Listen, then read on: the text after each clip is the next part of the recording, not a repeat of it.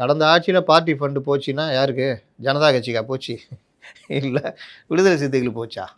அதனால் இதெல்லாம் பெரிய சாமர்த்தியமான பேச்சாக நினச்சி பேசிக்கிட்டு இருக்குது. சரி, இப்போ சிஎம் விஜய் ஆனால் அதுக்கு பதில் சொல்கிறதுக்கு எந்திரிச்சார் பொதுப்பணித்துறை அமைச்சர்.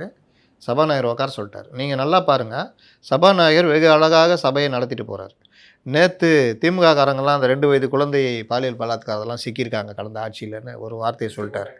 ஆக்சுவலாக அவர் சொல்ல வந்தது 2 வயது குழந்தை பாலியல் பலாத்காரம் செய்யப்பட்டது, அதில் ஒரு திமுககாரர் சிக்கினார், இதுதான் அந்த வார்த்தையுடைய அர்த்தம். ஆனால் வார்த்தையில் பார்த்து உபயோகப்படுத்தணும். அவர் இப்படி பயன்படுத்திட்டார். உடனே அவர்கள் எந்திரிச்சு இதுக்கு தான் காத்துக்கிட்டு இருப்பாங்க அவங்க. உடனே சபாநாயகர் ஆதாரத்தை கூடலாம் பேசக்கூடாதுன்னா, ஆதாரம் நான் தர்றேன், ரைட் பார்த்துக்கலான்னு முடிச்சிட்டாரு. சபையே நடத்தணும் அவர், அவ்வளோதான். இந்த இதுக்கெல்லாம் கொலையாடி சண்டைக்கெல்லாம் போக மாட்டார்.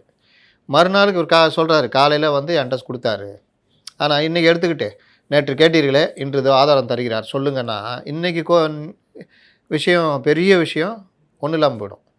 சபாநாயகர் கரெக்டாக செயல்படுறாரு. ரைட்டு கொடுத்துட்டியா, ரைட்டு விடு பார்த்துக்கலாம், அதை ஆய்வு செஞ்சு என்றைக்காவது அது ஒரு விஷயம்னா பார்த்துக்கலாம், அவ்வளோதான்.